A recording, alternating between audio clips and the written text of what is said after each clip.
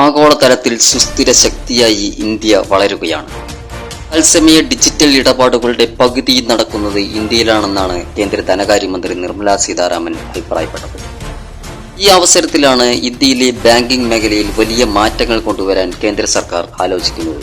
ഇതോടെ ഇന്ത്യയിലെ ബാങ്കിംഗ് മേഖല പരിണാമത്തിന്റെ അടുത്ത ഘട്ടത്തിലേക്ക് കടക്കുകയാണ്. ഇന്ത്യയിലെ ഏറ്റവും വലിയ വാണിജ്യ ബാങ്കാണ് സ്റ്റേറ്റ് ബാങ്ക് ഓഫ് ഇന്ത്യ. ആകെ ആസ്തിയുടെ അടിസ്ഥാനത്തിൽ ആഗോളതലത്തിലെ ആദ്യ 100 ബാങ്കുകൾ എടുത്താൽ അതിൽ ഇന്ത്യയിൽ നിന്നുള്ള 2 ബാങ്കുകൾ മാത്രമാണുള്ളത്. അത് SBIയും സ്വകാര്യ ബാങ്കായ HDFCയുമാണ്. നിലവിൽ SBIക്ക് 43ാം സ്ഥാനമാണുള്ളത്. ഇതിൽ ആദ്യത്തെ 4 ചൈനീസ് ബാങ്കുകളാണ്. ഈ സാഹചര്യത്തിലാണ് പുതിയ മാറ്റങ്ങൾ കൊണ്ടുവരാൻ ആലോചനകൾ നടക്കുന്നത്. ലോകത്തിലെ മുൻനിരയിലുള്ള 20 ബാങ്കുകളുടെ ഗണത്തിലേക്ക് ഇന്ത്യയിൽ നിന്നുള്ള 2 ബാങ്കുകളെങ്കിലും എത്തിക്കുക എന്നതാണ് പ്രധാന ലക്ഷ്യം. പൊതുമേഖലാ ബാങ്കുകളുടെ ലയനത്തെക്കുറിച്ചുള്ള ചർച്ചകൾ നടക്കുന്നത് ഇന്ത്യയിൽ ആദ്യമായല്ല.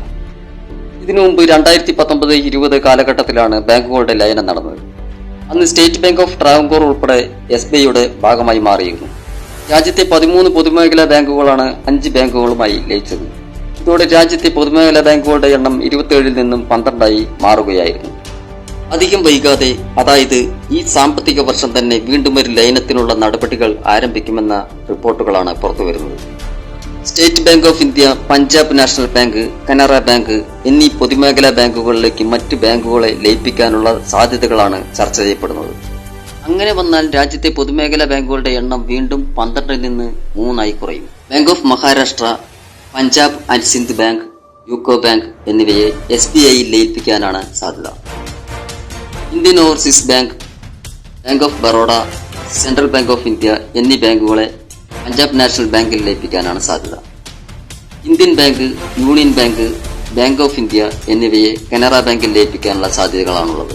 ഇത്തരത്തിൽ 3-4 ചെറിയ പൊതുമേഖലാ ബാങ്കുകളെ താരതമ്യേന വലിയ ബാങ്കുകളുമായി ലയിപ്പിക്കാനുള്ള ആലോചനകളാണ് നടക്കുന്നത്. ഭാവിയിൽ ഈ 3 ബാങ്കുകളിൽ ചിലത് പരസ്പരം ലയിക്കാൻ പോലും സാധ്യതയുണ്ടെന്ന ചർച്ചകളും നടക്കുന്നുണ്ട്. ചെറിയ പൊതുമേഖലാ ബാങ്കുകൾക്ക് വൻകിട ലോണുകൾ ഉൾപ്പെടെ നൽകുന്നതിന് പരിമിതികളുണ്ട്. വൻകിട ബാങ്കുകളുമായി ലയിക്കുക വഴി കാര്യക്ഷമത വർദ്ധിപ്പിക്കാനും റിസ്ക് മാനേജ്മെന്റ് ഫലപ്രദമായി നടപ്പാക്കാനുമെല്ലാം കഴിയും.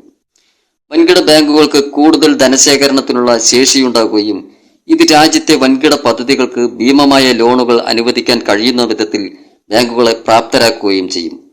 അങ്ങനെ പുതിയ ലയനം രാജ്യത്തിന്റെ സാമ്പത്തിക വളർച്ചയ്ക്ക് ആക്കം കൂട്ടുമെന്നതിൽ തർക്കമില്ല.